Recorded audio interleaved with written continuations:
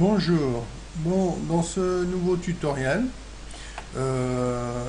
qui est un survol rapide de la nouvelle fonction qui remplace celle qui a priori fait défaut à bon nombre d'utilisateurs, à savoir la petite fenêtre de rendu qu'on ouvrait en faisant Shift P sous la Blender de 49B et précédent. Donc sous 2.5 cette fonction n'existe plus, mais maintenant il y a une autre technique qu'on peut utiliser qui va rendre le même service et voilà. Donc on va voir comment on met ça en œuvre sur cette scène pour pouvoir travailler. Donc ici nous allons prendre le cube. Donc on le sélectionne, clic droit, nous allons dans le matériel, bon moi j'ai mis un matériel quelconque, vous mettez ce que vous voulez, c'est juste pareil en exemple. Ici nous avons des textures qui ont été chargées, donc là il y en a 3 pour être mappées sur le cube. Donc ces textures, qu'est-ce qu'il faut faire pour chaque texture? Donc on sélectionne clip pour chaque texture. Ici, dans mapping, on sélectionne en coordonnées object. Et dans object, on sélectionne l'empty correspondant qui lui sert à retailler la texture, la déplacer et la faire tourner. Donc si on prend celle-ci, voilà, donc là on a un empty et donc cet empty là il va servir à piloter cette texture. Bon, alors maintenant on va voir comment on va pouvoir retailler ces textures. Donc on fait un premier rendu pour voir ce que ça donne, donc j'en ai mis 3. Hein. Et on va voir comment on les modifie et on va créer cette fameuse fenêtre qui va nous permettre de faire un rendu rapide sur la zone. Donc on va voir comment on crée cette petite fenêtre là sur cette zone. On revient dans la vue 3D. Donc cette fonction se trouve dans Vue et elle s'appelle Zoom Border. Donc son raccourci c'est Shift B. Donc on va faire Shift B. Voilà, il y a un petit rectangle qui apparaît et nous traçons une fenêtre. Ensuite, nous faisons un rendu. Et là, il y a juste la portion qu'on a choisie qui est rendue. Ensuite, si on veut retailler la fenêtre plus grande, on refait Shift B. Hein, on la taille plus bas.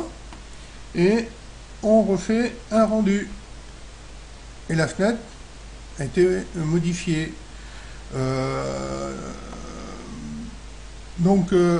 que nous pouvons faire aussi, nous allons dans Rendu.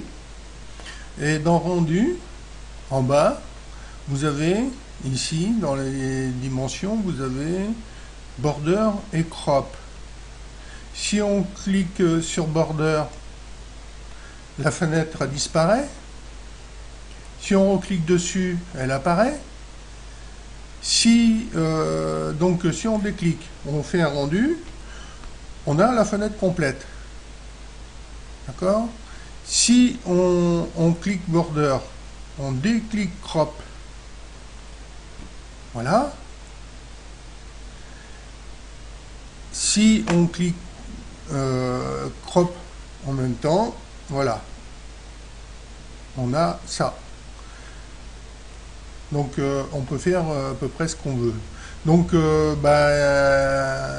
voilà, c'est pas plus difficile que ça. Donc maintenant nous allons voir comment on va manipuler ces textures. Donc on fait Shift B pour tracer une fenêtre qui va englober les textures qui sont là.